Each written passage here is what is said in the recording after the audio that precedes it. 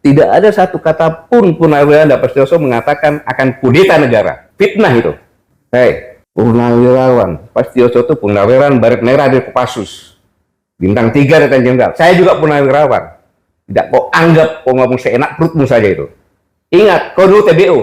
Kau bisa ke Jakarta pakai apa? Sudah Purnawirawan juga yang bawa kamu ke sini. Kok ngomong seenaknya kayak gitu? Tidak sopan. Sudah jadi raja kok. Ini yang buat saya marah. Kejadian di Depok. Polisi itu adalah alat negara yang melaksanakan ketertiban melindungi masyarakat. Ketika akan mengangkat, dilawan, dikepung. Negara apa ini?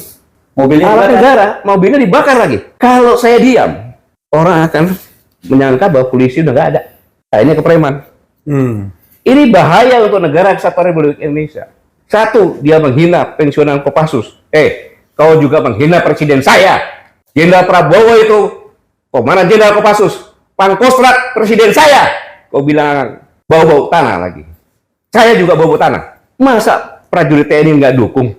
Nggak masuk akal. Makanya pernyataan yang 8 itu kan mendukung. Kecuali IKN. Dan memberikan masukan-masukan yang konkret. Berdasarkan pemikirannya mereka sendiri. Karena Purnawirawan itu, Hercules tahu. Purnawirawan yang di situ yang bicara itu. Mereka adalah orang-orang gila. Gila mencintai negara kesatuan Republik Indonesia. Termasuk presiden saya. Dia itu gila mencintai negara. Kau apa jasanya terhadap negara? Hidup di negara ini ya, yang sopan santun. Saya mohon maaf kepada saudara-saudaraku sebangsa tanah air. Selama ini saya tidak pernah bicara keras, tapi dengan preman saya harus bicara dengan terbuka seperti ini, dengan menggunakan bahasa preman. Assalamualaikum warahmatullahi wabarakatuh. Waalaikumsalam warahmatullahi wabarakatuh. Ini langsung, ini jarang-jarang ini kita kumpul bertiga ya. Ini bersama kita. Wah, ya. Dan kita kenapa spesial begini? Karena kita mewawancarai tokoh yang spesial, gitu ya. Jadi, karena kita udah lama tidak mendengarkan Pak Gatot ngomong. Yes, orang lain gonjang-ganjing segala macam, ada Purnawirawan macam-macam. Pak Gatot kemana? Orang tanya begitu. Makanya. Kan? Ya. Tapi saya kira gini, ada perkembangan terbaru. Oh, terima kasih Pak Gatot bersedia menerima kami berdua ya. Ya, alhamdulillah.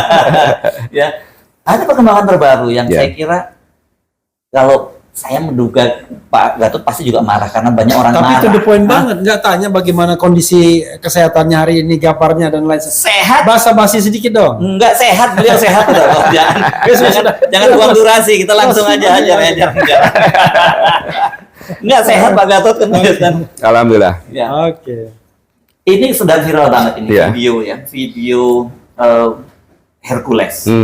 Dan itu yang saya terkejut, dia itu mengecam Pak Sutioso dan juga Purnawirawan. Kebetulan Pak Sutioso itu saya mau wawancara dengan Pak Yos gitu ya. Dan ini menurut saya kalimatnya nggak pantas ya diucapkan oleh seorang itu kepada seorang senior seperti Bang Yos dan juga termasuk para Purnawirawan yang ada di situ, Pak Tri Sutrisno juga gitu. Kalau Pak Gatot sendiri sempat lihat videonya itu, sudah lihat gitu. Jadi ketika saya dihubungi sama Abang untuk wawancara, saya sudah 2 bulan lebih saya puasa, tidak mau bicara, tidak mau diwawancara. Karena saya sedang mengamati benar situasi ini, negara kita kan, situasi regional, internasional. Tapi begitu masalah Hercules, ini kurang ajar nih orang, tidak tahu diri, gitu loh. Dia merasa paling hebat. Kalau udah pensiun, nggak ada di mata kirinya dia tuh, nggak dianggap itu, ya kan? Pak Sutioso ngomong apa? Tidak ada satu kata pun Purnawirawan dan Pak Sutioso mengatakan akan kudeta negara. Fitnah itu. Hei, Purnawirawan, Pak Sutioso itu Purnawirawan Baret Merah dari Kopassus. Bintang 3 Letnan Jenderal. Saya juga Purnawirawan. Tidak kau anggap kau ngomong seenak perutmu saja itu. Ingat, kau dulu TBO. Kau bisa ke Jakarta pakai apa? Sudah Purnawirawan juga yang bawa kamu ke sini. Kok ngomong seenaknya kayak gitu? Tidak sopan. Sudah jadi raja kok. Kamu itu kan preman. Memakai pakaian ormas. Saya bisa buktikan kalau itu preman. Grip Jawa Barat mengatakan kalau ingin didukung oleh Grip, pertama mencintai dulu Grip, baru mencintai rakyat. Pakai dong otakmu. Gubernur, bupati, wali kota itu harus mencintai rakyat dulu karena dia mendapat rakyat, karena milih rakyat, bukan Grip. Preman itu. Yang kedua, ini yang buat saya marah. Kejadian di Depok.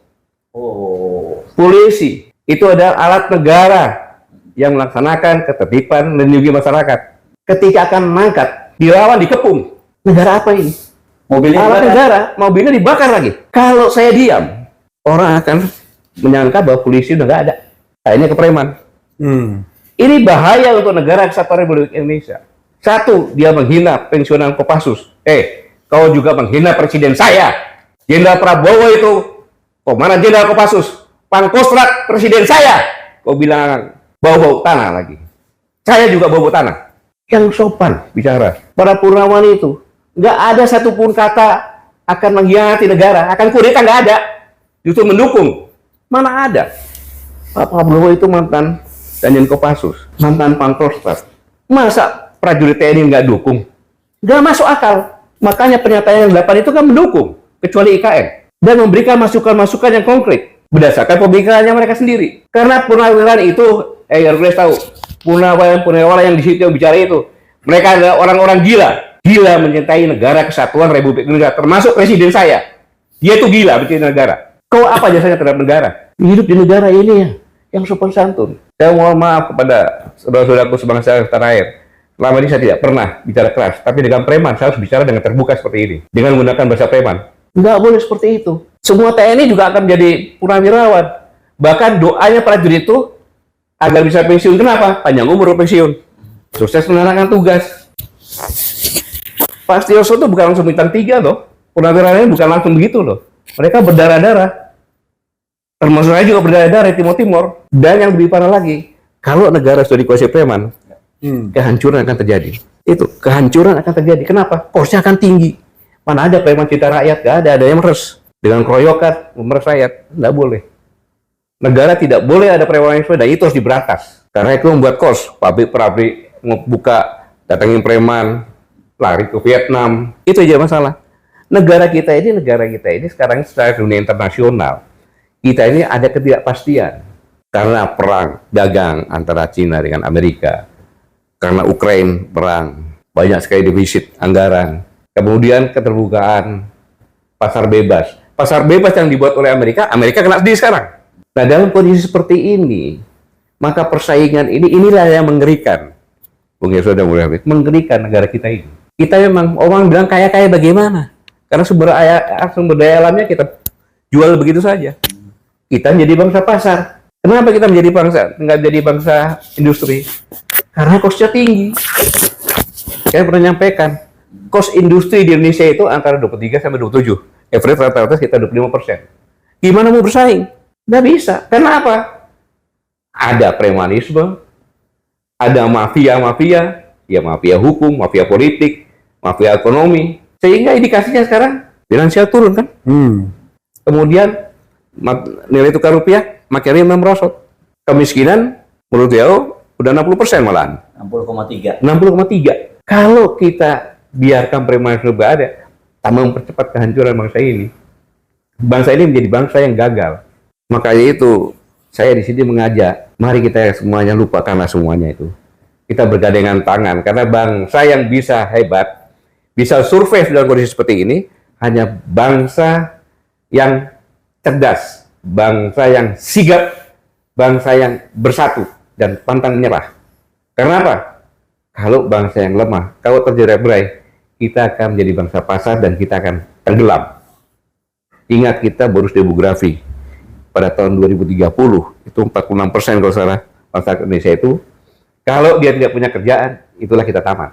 Bencana demografi. Iya, bencana demografi. Nah, itulah yang katakan berhentikan premanisme, berhentikan mafia. Mafia itu kalau saya bilang kaum rakyat terlalu sopan. Itu mafia. Dia menguasai politik, dia menguasai ekonomi, dia menguasai hukum. Dan kemudian menguasai negara. Nah, itu untuk menguasai negara nanti ya. Sama dengan Grab ini, dia sudah masuk ke ranah politik, bahaya sekali. Jadi Pak Gatot, ini ada klarifikasi sedikit. Tadi mengatakan kita bersatu gitu ya. Tapi tentunya bersatu dengan elemen-elemen bangsa yang memang benar-benar mencintai negara ini kan. Bukan bersatu dengan preman dan bersatu dengan koruptor serta mafia tadi. Kecuali unless dia sadar atau dia mau berubah kan begitu. Jadi kalau negara ini ingin bangkit, mari sama-sama kita berantas premanisme, kita berantas korupsi, kita berantas mafia. Itu maksudnya. Takutnya kan nanti orang lain, wah ini Pak Gatot nyuruh kita bersatu, nggak bisa dong minyak dengan air. Kita clearkan dulu ya kan, jernih dulu airnya, baru kita bersatu. Bang Revi ini kayak pura-pura tidak tahu saja. Gitu. Ingin Kan bergasa. yang membuat si kita ngomong sama audiens. Iya, yang menyebabkan kita ini menjadi hanya bangsa pasar, ya kan? Kemudian sumber daya alam kita ini nggak diproduksi sana, langsung diekspor saja. Itu ya karena premanisme, karena mafia, karena korupsi, itu yang harus diberantas. Oke. Gitu loh. Itu musuh masyarakat, itu cancer di masyarakat. Nah, kalau itu sepakat kita. Ya kita harus sepakat lah. Kalau nggak sepakat, saya pulang aja begitu. Jadi Clear ini ya Clear. iya, ya. itu nggak boleh ada kayak gitu. Tapi begini, ini kan kelakuan misalnya katakanlah pejabat atau mantan pejabat. Ya. Kan ada kejadian kemarin tuh. Wah, tiba-tiba muncul sosok yang disebutkan Pak Gatot tadi kan. Padahal orang mau bersilaturahmi untuk klarifikasi. Maksudnya ya. Jokowi yang di Solo. Jokowi yang di Solo. Dan Ya, kemudian Hercules datang ke sana. datang ke sana. Oh gitu. Jangan mantan pejabat dong, banyak Iya. mantan pejabat. Lalu kemudian kok kita heran. Ini kenapa ya? Tiba-tiba kok padahal orang yang datang itu maaf kata, itu ibu-ibu sama orang tua. Kan ada Rizal Fadila, Bu Kurnia itu yang diterima itu Damai Hari Lubis, kakek-kakek, 2 kakek sama 1 ibu-ibu. Kok tiba-tiba dihadapkan pada kelompok-kelompok. Begini Pak Gatot, banyak sekali kan kelompok-kelompok yang kemudian seperti digunakan oleh penguasa atau mantan penguasa untuk kepentingan dirinya. Ya dalam kasus misalnya ijazah palsu dan lain sebagainya, kan itu kan terjadi kalau kita mau jujur.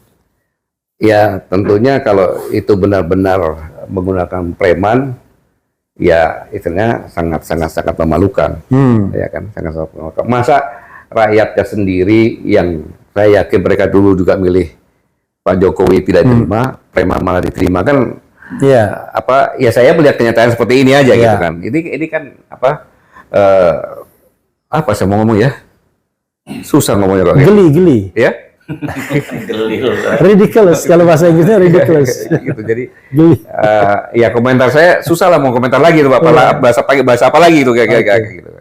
Nggak, tapi ini yang menarik dalam kasus Hercules ya. Saya mesti bikin Pak Gatot pasti punya informasi lebih dibandingin kita ya.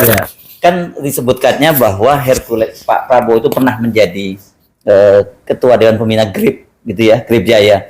Padahal sudah ada surat pernyataan dari Pak Prabowo tahun 2022 mundur. Tapi GRIP Jaya menyatakan bahwa Pak Prabowo itu tidak pernah mundur dan ini kelihatannya ini nama Pak Prabowo ternyata dicatut ya oleh Hercules. Justru itu yang saya marah. Sedikit ngomong tenang aja presiden kita dekat dengan kita. Ya, betul. Mana presidennya? Udah jelas.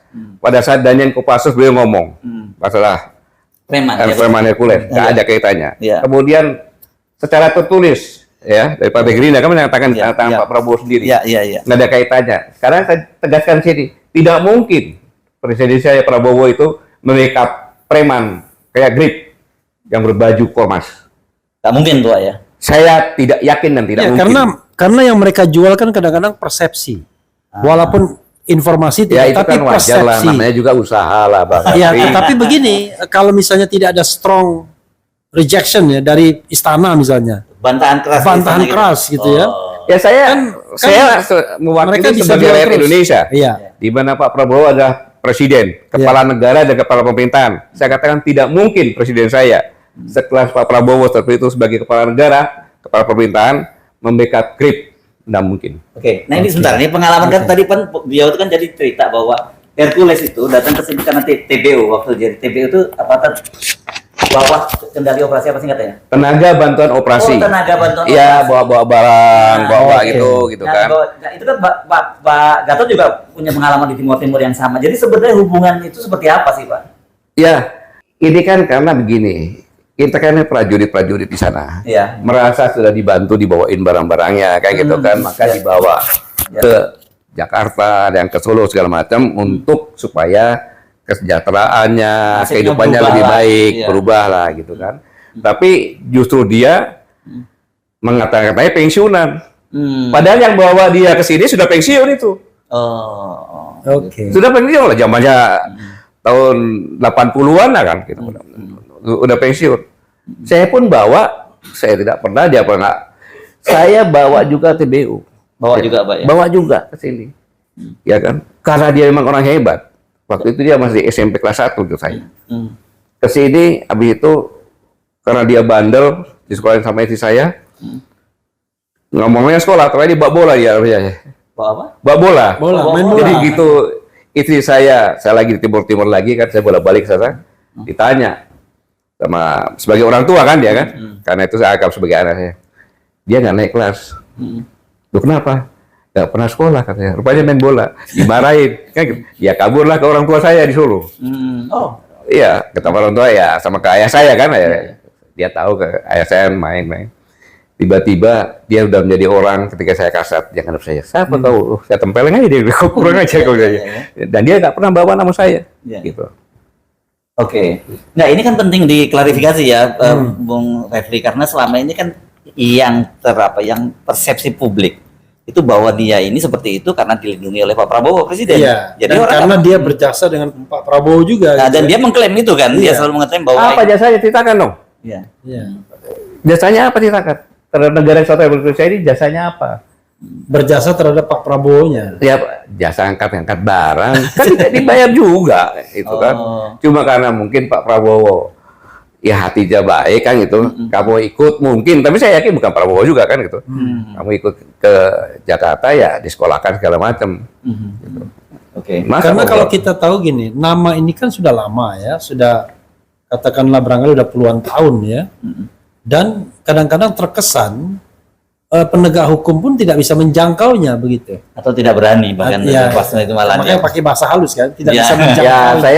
saya kali ini saya angkat topi dengan kepolisian Republik Indonesia. Iya. Ya yang di Depok. dia berani karena dia tahu ya kan, dia berani dan kita lihat saja ya kan sampai di mana proses hukumnya. Ya. Saya sampaikan kau jangan takut. Itu hanya bawa nama presiden saja. Waktu Danjen Kopassus jelas kok ada videonya. Ya. Nggak ada kaitannya dengan Hercules. Iya. Ya. Karena banyak sekali kelompok-kelompok ormas ya, itu yang memang mempersepsikan dekat dengan kekuasaan dan cenderung berbuat sewenang-wenang. Ya. Nah, tetapi de facto kadang-kadang mereka juga memang ada jabatan di misalnya komisaris BUMN ya kan, datang sok jagoan atau kemudian ngancam orang Noel gitu kan. Iya. Lalu hal seperti itu terjadi. Jadi gimana? Apakah semata-mata salah mereka atau sesungguhnya kekuasaan pun tidak tegas untuk menyeleksi dan membatasi preman-preman ini gitu? Ya mungkin tidak mendengar ya, makanya dengan podcast kita ini Iya. sampai ke Pak Prabowo ya, sampai pemerintah kita berantas premanisme karena itu akan menjadi cancer dari masyarakat. Karena- Masyarakat udah susah lagi, ditambah susah lagi gitu kan. Karena definisi saya mungkin Mas Ersu, preman itu sederhana, Apa? yaitu orang yang biasa menggunakan kekerasan, terutama kekerasan fisik untuk mencapai tujuannya. Dan keroyokan. Iya biasanya. Nah, Kalau kita kan ibaratnya kita berargumentasi, kita berdebat, kita buka buku, kita ada ilmunya kan. kami. Ya, Kalau Pak Gatot kan kita kan juga Pak Gatot. bertempur. Enggak sekarang kan. Iya. Jadi kita berargumentasi. Iya. Nah, argumentasi itu kadang-kadang dihadapi dengan kekerasan fisik yang nggak mungkin juga Kita layani. begitu. Ya, Nah, karena itu kan penegakan hukum harus jelas. Dan negara harus hadir di Negara situ. harus hadir. Gitu. Ya. Masa tiba-tiba Hersu Beno berkelahi kan nggak mungkin. Memalukan gitu. Oke, Pak Gatot clear ya soal ini ya, Ya. soal preman dan Ya. sebagainya, tegas sikapnya jelas beliau, dan saya kira ini meskipun mungkin kita nggak akan mendapat konfirmasi langsung dari Pak Prabowo, tapi Iya. sebagai sesama perwira yang juga sama-sama di Timur Timur, kita bisa dapat gambaran lah seperti apa sebenarnya kedekatan. Sama-sama bintang 4. Ya, oke. Iya, waktu itu saya masih letnan atau kapten ya ketika Ya. Pak Prabowo di sana, Ya. beliau memimpin tim Bravo dan saya bergerak bersama-sama tim Bravo juga gitu sana. Ya. Jadi waktu itu beliau pangkatnya apa? Letkol. Letkol. Ya, komandan batalion ya. Dan satu. Oh, dan satu satu. waktu itu. Oke. Mungkin Kita Pak Gatot, Ya. dari saya mungkin ya, ada nggak imbauan Pak Gatot, jangan kepada para preman, yang preman tuh selama masih ada usernya, tetap aja dia akan eksis. Tapi kepada siapapun yang menggunakan, terutama kalau dia pejabat publik. Karena dulu kita mengenal buzzer kan, yang sebagai preman kan, itu kan dibilang, wah ini peliharaannya si X, peliharaannya si Y, dan mereka juga ada sebagian yang ngaku kalau dapat katakanlah uang setoran setiap saat. Nah, terhadap mereka yang memelihara preman untuk kepentingan politik, ekonomi, sosial, hukum mereka, mungkin silakan Pak Gatot ngomong. Marah-marah juga nggak apa-apa kayak Hercules tadi. Ya, Bung Yasu, Bang Revi, selama 2 bulan ini kan saya merenung. Ya. Merenung, ternyata semakin saya merenung, semakin saya mendalami kondisi dunia dan kondisi negara kita, semakin menakutkan. Ya. Rakyat kita sudah 280 juta sekarang. Kemudian kondisi ekonomi kita hanya bagaimana menjual bahan baku, ya kan? Kemudian kembali ke sini menjadi pasar karena kita rakyat banyak. Ketika terjadi perang pasaran antara Cina sama Amerika, kemudian Ukraina, semakin Putin juga menyatakan ini, dan kita sama-sama tahu bahwa teori hegemoni yang disampaikan oleh Amerika dengan global paradox, yaitu keterbukaan, demokratisasi, lingkungan hidup, HAM, itu kan semua kan kaidah-kaidah hukum yang ditentukan sebagai polisi dunia. Ya. Sekarang ini karena perang berkepanjangan, karena kondisi ekonomi yang sulit, menghadapi perang dagang, mereka tidak lagi menjadi polisi gitu kan. Nggak ada polisinya. Nggak ada polisinya gitu kan. Istilahnya. Nah, sekarang ini dampak dari 2 kejadian di dunia ini, ada ketidakpastian ke depan bagaimana. Ya kan? Kita sudah kena lompatan teknologi yang dulu waktu saya masih menjadi kasat sampaikan dampak dari peak oil theory akan menjadi orang lebih hemat lagi, tidak menggunakan orang. Kemudian kalau dulu saya bilang pakai laptop bisa lihat ke pasar gitu kan, sekarang tiba-tiba ada Grab dan sebagainya. Sehingga itu perangkap teknologi IT ini membuat lebih efisien. Maka sumber daya manusia lebih kecil. Ini berkaitan dengan ini. Kemudian kita akan masuk lagi ke mungkin 2025, 30-an itu kuantum. Di mana hitung-hitungan apa itu lebih cepat. Ya kan? Security segala macamnya. Nah, ditambah yang tadi ya, akhirnya kita hidup di hutan belantara rimba yang terjadi hukum rimba. Gitu. Siapa yang kuat, dia makan yang lemah. Siapa yang ekonomi kuat? Yang ekonomi kuat adalah dia bisa memproduksi dengan low cost, kemudian dia bisa menggunakan high teknologi, kemudian dia bisa menghasilkan high performance atau barang yang bagus, ya. Kemudian dia bisa menjual dengan low price. Itulah yang jadi pemenang, gitu. Nah, kita sekarang ini yang saya sampaikan tadi, kita sudah high cost, ya kan, produksi. Kemudian tidak dibarengi dengan teknologi yang canggih, sehingga barang yang dihasilkan pun kualitasnya tidak tinggi, tetapi price-nya mahal. Siapa yang mau beli? Gitu. Dan ini semuanya kemakan dari jadikan pasar oleh China. Nggak salah dia cari pasar sini. Kalau kita punya bargaining position yang bagus, kita ngomong dong, oh, lu kesini dong barang-barang lu, ya kan, gue pakai merek produk gua, dan gua jual ke sana, bagi-bagi keuntungan, kan bisa seperti itu. Tapi enggak kan gitu, jadi pasar.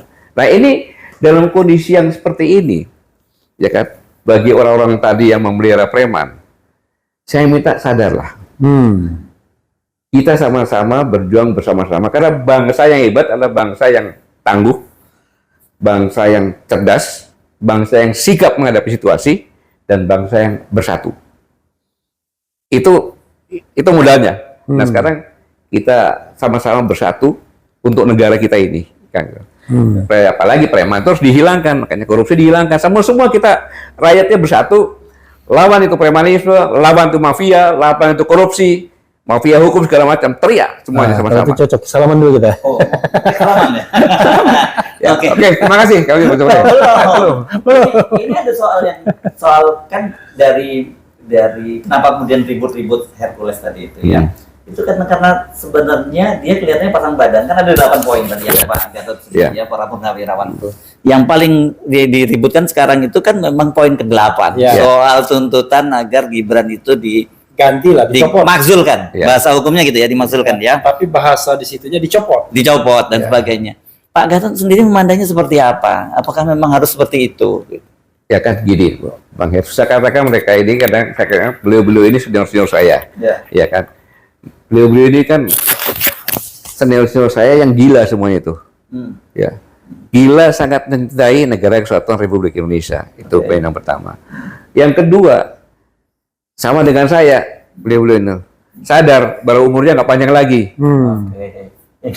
Ingin husnul khotimah. Nah, Pak Gatot kan baru 52 kan sekarang. Ya, kenapa? Karena beliau-beliau dengan saya pernah bersumpah. Yang tidak bisa dihapuskan kapanpun juga secara pribadi sumpahnya, karena demi Allah saya bersumpah akan selalu setia kepada negara Kesatuan Republik Indonesia yang berdasarkan Pancasila dan Undang-Undang Dasar 1945.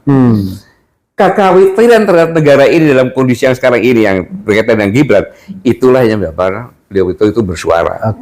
Itu ketakutan karena kecintaan pada negara untuk menyelamatkan negara, ya kan? Membantah silakan. Tapi jangan menghina perorangan dong. Apalagi ngomong purnawirawan, saya kan purnawirawan, presiden saya juga purnawirawan dong. Lalu kan gitu. Saya pun kalau dikatakan Pak Gatot itu kan non konstitusional, iya nggak ada masalah. Kan di argumen itu argumen yang dikatakan digunakan otak lagi gitu, digunakan otot gitu. Jadi kesimpulannya, saya berpikiran positif bahwa purnawirawan itu sangat cinta kepada negara dan khawatir beliau tahu situasi ancaman. Kalau nanti tidak disampaikan, tidak ikut berjuang, maka ketika dibangunkan tadi kan, dibangunkan, terus ketiga apa? Tangan bicara, mulut terkunci, mulut terkunci, tangan dan kaki bicara. Nah, tangan yang bicara kayak jadi saksi kan gitu. Lagunya Chrisye ini. Lagu Chrisye yang cuma sekali doang dia rekaman. Setelah itu nggak bisa nyanyikan lagi dia. Kan itu kan. Itu yang ditakutkan gitu loh. Jadi sangat wajar menyampaikan hal semacam itu. Kan warning. Itu kan warning kan gitu. Warning yang disampaikan kepada penentu kebijakan. Bukan mereka mengeksekusi. Apalagi menekan, mengancam. Tidak ada kan, itu disampaikan kepada presiden. Karena sebenarnya mereka mau minta waktu bertemu dengan presiden sebetulnya kan, tapi belum ketemu.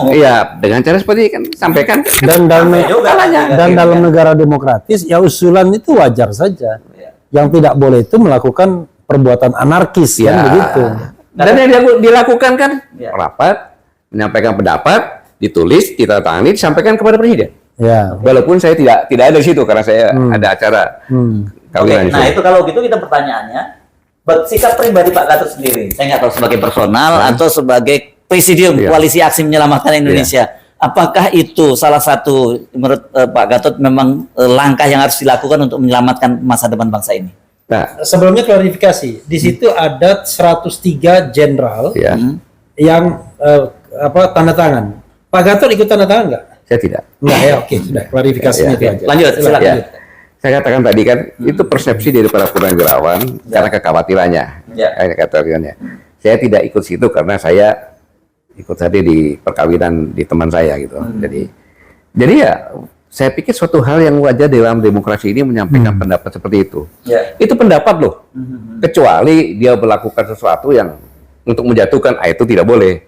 Kan gitu. Tetapi beliau menyampaikan, ya terserah atau presidennya gimana nanti kan. Apa salah? Ya tidak. Menyampaikan kepada presiden, mau apa aja terserah aja. Mau minta duit pun boleh. Kayak gitu.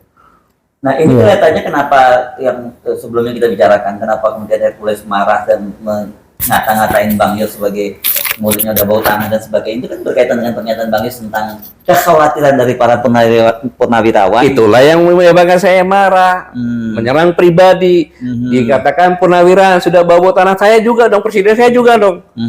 Siapa dia kan gitu. Tapi terkesan dia pengen cari sandaran. Jadi seolah-olah yang diserang ini, yang dikritik ini presiden.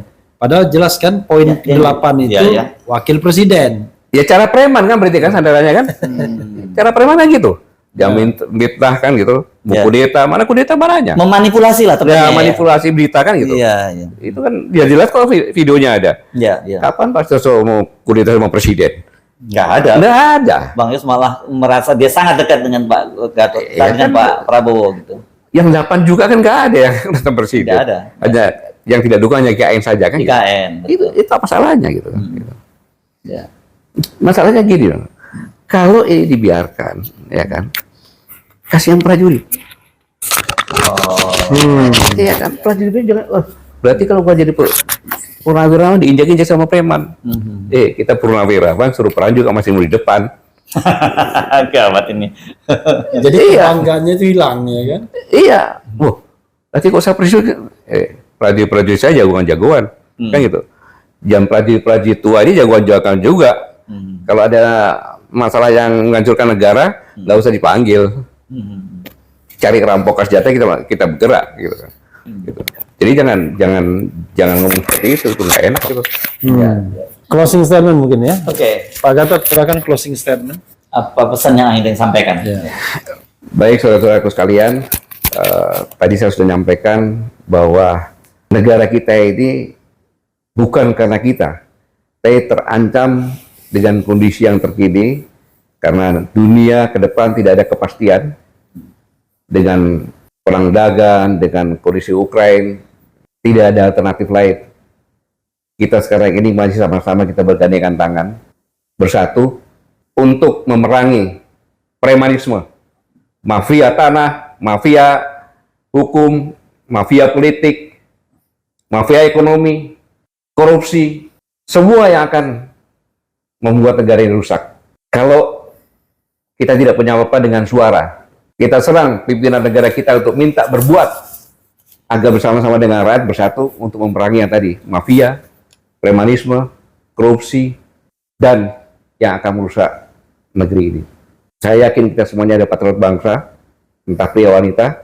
Mari kita bergandengan tangan, kita bersatu, selamatkan negeri ini. Terima kasih. Wassalamualaikum warahmatullahi wabarakatuh. Waalaikumsalam warahmatullahi wabarakatuh.